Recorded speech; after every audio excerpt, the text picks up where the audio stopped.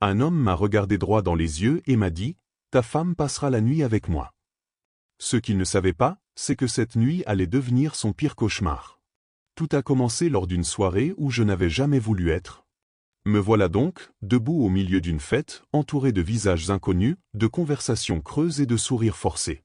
La musique était bien trop forte, la lumière trop crue, et la pièce, remplie de gens absorbés dans un bavardage insignifiant. Je n'avais rien à faire ici. Tout cela, c'était l'idée de Sophie. Elle adorait ce genre d'événements mondains et ne cessait de répéter à quel point ils étaient essentiels pour le networking. Je trouvais ça ridicule. Ma vie ne se résumait ni à des relations superficielles ni à des politesses feintes. Mais Sophie insistait, et me voilà donc, un verre à moitié vide à la main, déterminé à survivre à cette soirée sans éclat. Appuyé contre un mur, je laissais mon regard errer sur la foule. Sophie riait avec un groupe de personnes dont je n'avais que faire. Elle avait l'air heureuse, ou du moins, elle jouait bien son rôle. Je pris une gorgée de mon verre, dont l'alcool s'était dilué avec le temps, et poussai un léger soupir. Et c'est là qu'il apparut. Julien. Je n'avais jamais apprécié ce type.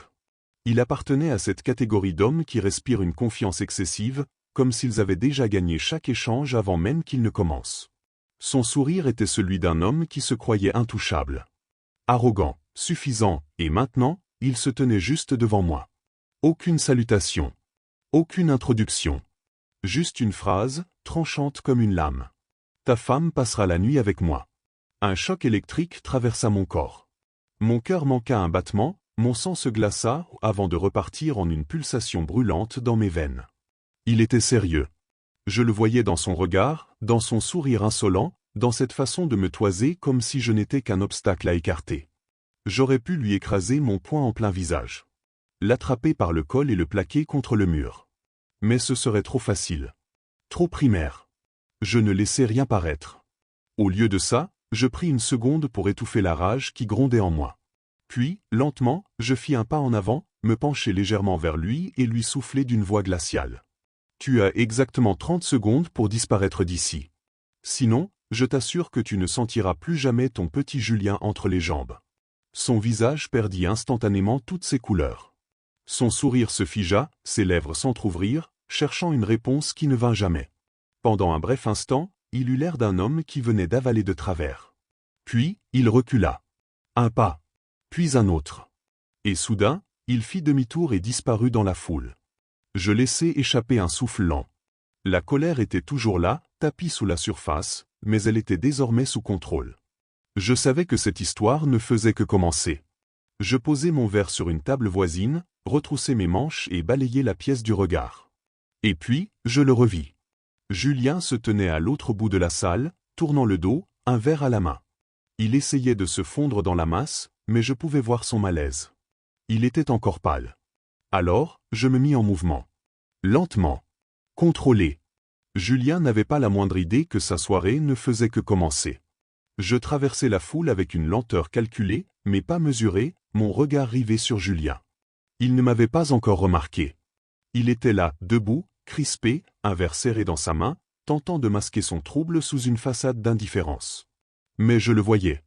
Je voyais la tension dans ses épaules, la façon dont il évitait de croiser les regards, la manière dont il essayait de paraître détendu alors que son corps tout entier criait l'inverse. J'arrivais juste derrière lui. Pas un mot, pas un bruit. Un geste rapide, précis. D'un seul mouvement, j'attrapai la ceinture de son pantalon et la tirai vers le bas. Le temps sembla s'arrêter. Un silence.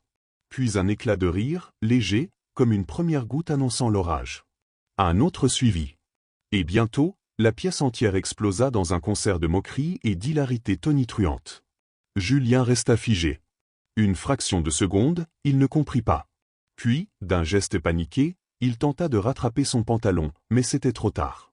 Trop tard pour sauver quoi que ce soit. Trop tard pour faire comme si rien ne s'était passé. Les rires fusèrent de toutes parts.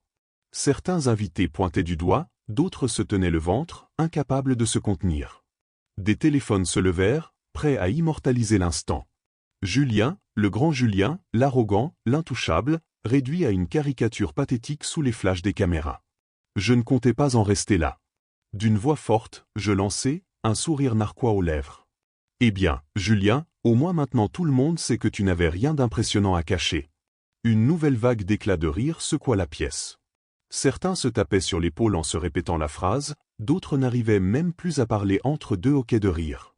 Julien, lui, se figea, son visage passant du blanc livide au rouge écarlate en l'espace de quelques secondes. Ses mains tremblaient alors qu'il remontait maladroitement son pantalon, ses doigts fébriles luttant contre la boucle de sa ceinture. Mais je n'en avais pas fini avec lui. Je posai une main ferme sur son épaule et me penchai à son oreille. « Allez, Julien, on va rendre la fête encore plus mémorable. » Il tressaillit violemment, comme si je venais de lui asséner une gifle. Mais il n'osa pas bouger. Il savait qu'il était coincé. Sans le lâcher, je l'entraînai à travers la foule. Derrière nous, les invités suivaient, curieux, excités par le spectacle. L'ambiance avait changé. Ce n'était plus une simple soirée mondaine. C'était devenu une arène. Mon regard balaya la pièce, cherchant un accessoire pour ma petite mise en scène. Mon regard s'arrêta sur une table près du salon. Un rouleau de ruban adhésif. Parfait. Juste à côté, 2 cornes en plastique, probablement une décoration festive. Encore mieux. Je me tournai vers Julien et lui désignai une chaise. « Assieds-toi. » Il hésita. Mais l'intensité de mon regard lui fit comprendre qu'il n'avait pas le choix. Lentement, il s'exécuta, les épaules basses, l'humiliation suintant de chacun de ses gestes. J'attrapai le ruban adhésif et commençai à l'enrouler autour de ses poignets, les attachant fermement aux accoudoirs de la chaise. Puis, j'enroulai une autre couche autour de ses chevilles. Il ne se débattit même pas. Il savait qu'il ne pouvait rien faire. Les spectateurs étaient en délire. Certains encourageaient, d'autres riaient aux larmes. Une femme murmura à son ami. « Oh mon Dieu, c'est génial !» J'attrapai les cornes en plastique et les fixai sur sa tête avec une large bande de ruban. Puis je reculai d'un pas, admirant mon œuvre. Julien, attaché à la chaise, affublé de cornes ridicules. Un silence tomba.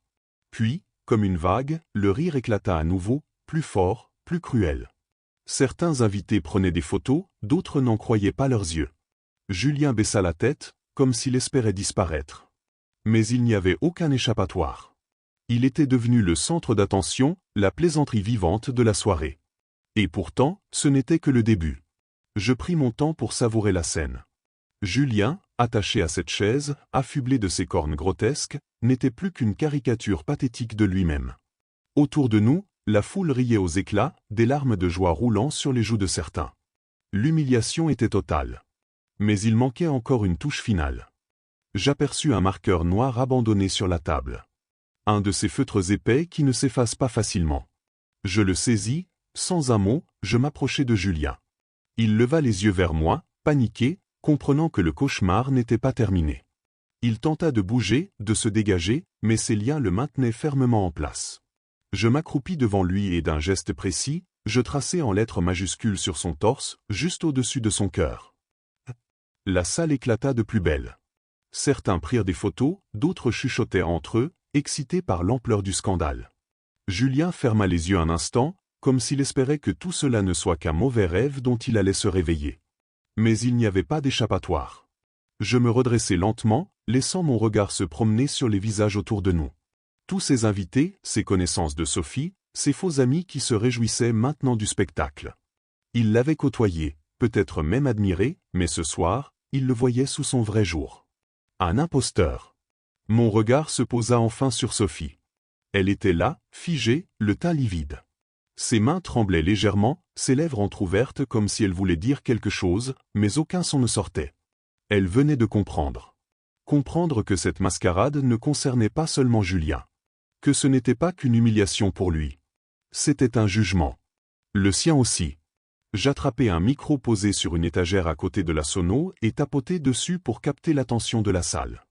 Le brouhaha s'apaisa lentement, les conversations cessèrent une à une, et bientôt, tout le monde tourna son regard vers moi. Je vous remercie tous d'être venus ce soir. J'espère que vous appréciez la fête. Mais permettez-moi de vous révéler le véritable thème de cette soirée. Un silence intrigué s'installa. Sophie, toujours paralysée, fit un pas en avant, comme si elle voulait m'arrêter. Mais il était trop tard. Je me tournai légèrement et désignai Julien d'un geste lent. Voici Julien. Ce charmant jeune homme qui, il y a quelques minutes encore, se croyait intouchable. Ce même Julien qui est venu me voir ce soir avec une annonce des plus intéressantes. Je laissai planer un instant de suspense, observant les visages curieux autour de moi. Puis, mon regard revint sur Sophie, qui me fixait maintenant avec une terreur silencieuse. Il m'a dit que ma femme passerait la nuit avec lui. Un frisson parcourut la foule. Quelques exclamations de surprise, des regards échangés. Un léger murmure s'éleva parmi les invités. Certains riaient encore, pensant peut-être à une blague. Mais mon ton ne laissait place à aucun doute. Mais le plus drôle, mes chers amis, c'est que ce n'était pas une simple provocation. Non, ce n'était pas juste pour ce soir. C'est quelque chose qui dure depuis des mois. Cette fois, la réaction fut bien plus forte. Des soupirs choqués, des bouches qui s'ouvrent, des regards qui se tournent vers Sophie. Elle secoua la tête, essayant de parler, mais aucun son ne sortit. Pendant que je travaillais, pendant que je construisais une vie pour nous deux, Sophie trouvait du réconfort ailleurs. Avec lui. Je pointai un doigt accusateur vers Julien, toujours attaché, incapable de se défendre. Il évitait mon regard, fixant le sol, conscient que tout était perdu. Un silence pesant s'abattit sur la salle. Sophie fit un pas de plus vers moi, sa voix enfin retrouvée, tremblante, brisée. « Ce n'est pas ce que tu crois. » Je levai la main, la coupant net. « Ne mens pas, Sophie. Ne nous fais pas perdre notre temps. » Elle s'arrêta net, ses yeux s'embuant de larmes. Je vis des invités détourner le regard, mal à l'aise. Certains hochaient la tête avec mépris, d'autres murmuraient entre eux. Les premières fractures dans son cercle d'amis étaient en train de se former, et elle le sentait. Je vais vous épargner les détails sordides. Mais sachez une chose, cette fête n'est pas qu'un simple rassemblement. C'est un adieu. Un adieu à une relation bâtie sur des mensonges. Sophie chancela, comme si mes mots avaient eu un impact physique sur elle. Son souffle était court, paniqué. Elle comprenait que tout était en train de s'effondrer. Je posai le micro sur la table avec calme, sentant que je n'avais plus rien à ajouter. C'était fini. Mais pour Sophie et Julien, ce n'était que le début de leur descente aux enfers. Un silence écrasant s'était installé dans la pièce. Plus aucun rire, plus aucun murmure ou juste cette tension palpable, presque suffocante. Sophie, figée au milieu de la foule, semblait chercher une issue, un mot, un regard, quelque chose qui pourrait la sauver. Mais il n'y avait rien. Rien d'autre que le vide et les visages qui, un à un, se détournaient d'elle. Julien, toujours attaché à sa chaise, n'avait même plus la force de lutter. Il n'essayait pas de se défendre, pas même de nier. Il savait que c'était inutile. Tout était déjà écrit, et il en était le perdant. Son torse marqué du mot traître, ses cornes grotesques, son pantalon à peine remonté. Il n'était plus qu'un pantin brisé sous les projecteurs d'une scène dont il ne maîtrisait plus rien. Sophie fit un pas vers moi, la voix tremblante, presque inaudible. « Je t'en prie, on peut en parler. » Je croisai son regard. Pour la première fois, je vis la peur. Pas une simple crainte passagère, non. Une véritable terreur. Celle d'une femme qui voit son monde s'écrouler et qui sait qu'il n'y a plus rien à faire. Je n'avais plus de colère. Plus de rage. Juste un froid détachement. « Parler ? Tu veux parler ?» Je laissai échapper un léger rire, sec, sans chaleur. « C'est drôle, parce que pendant des mois, toi et Julien avez eu toutes les occasions de me parler. Mais vous avez préféré me mentir encore et encore. Alors non, Sophie. Il n'y a plus rien à dire. » Son regard se troubla, une larme coula sur sa joue. Mais je restai immobile, insensible. Je voulais qu'elle ressente chaque seconde de ce moment, qu'elle réalise à quel point elle avait tout détruit. Derrière elle, quelques invités commençaient déjà à partir, certains honteux d'avoir assisté à une telle humiliation, d'autres visiblement mal à l'aise. Ceux qui restaient observaient en silence, comme fascinés par la chute de Sophie. Son cercle d'amis, son petit monde parfait. Tout était en train de s'effriter sous ses yeux. Elle tenta une dernière fois de m'atteindre, d'une voix brisée. « Je t'aime ?» Ce fut la goutte de trop. Je secouai la tête lentement, un sourire triste sur les lèvres. « Si tu m'avais aimé, Sophie, rien de tout ça ne serait arrivé. » Elle ouvrit la bouche, mais aucun son n'en sortit. Ses jambes fléchirent légèrement, comme si elle allait s'effondrer. Je me retournai lentement, sans un mot de plus, et quittai la pièce. Je ne voulais plus la voir. Je ne voulais plus rien entendre. C'était fini. Derrière moi, les murmures reprirent doucement, mais je ne les écoutais pas. Chaque pas que je faisais me semblait plus léger. Comme si, pour la première fois depuis des mois, je respirais enfin librement. J'étais prêt à tourner la page. Mais pour Sophie et Julien, ce n'était que le début de leur descente aux enfers. L'air dehors était froid, mais il me semblait plus léger que celui que je venais de quitter. J'avais l'impression de sortir d'une pièce trop étroite, où chaque souffle m'oppressait un peu plus. J'inspirais profondément, laissant la nuit effacer les derniers échos de la fête. Je savais que cette soirée marquait la fin d'un chapitre, mais aussi le début d'un autre, plus incertain. Sophie essaya de me contacter dès le lendemain. D'abord par de simples messages, des mots hésitants, maladroits. Des tentatives d'excuses, de justifications bancales. Elle voulait qu'on parle, qu'on se voie, qu'on répare ce qui pouvait l'être. Mais il n'y avait plus rien à réparer. Je ne répondis pas. Puis vinrent les appels, de plus en plus insistants. Des messages plus longs, plus désespérés. Elle me suppliait de lui laisser une chance, disait qu'elle avait fait une erreur, qu'elle ne voulait pas me perdre. Je les lisais sans jamais y répondre. Plus elle essayait, plus son monde semblait s'effondrer. Julien, lui, avait disparu.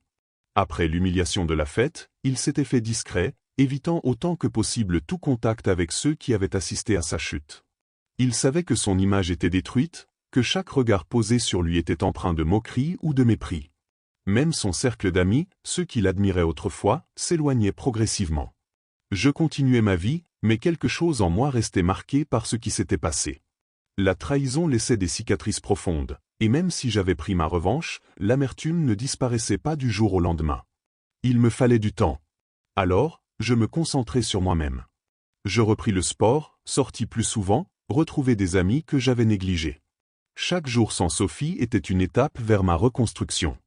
Puis vint le jour où j'entamai officiellement la procédure de divorce. Je savais que Sophie espérait encore. Jusqu'au dernier moment, elle pensait pouvoir me faire changer d'avis.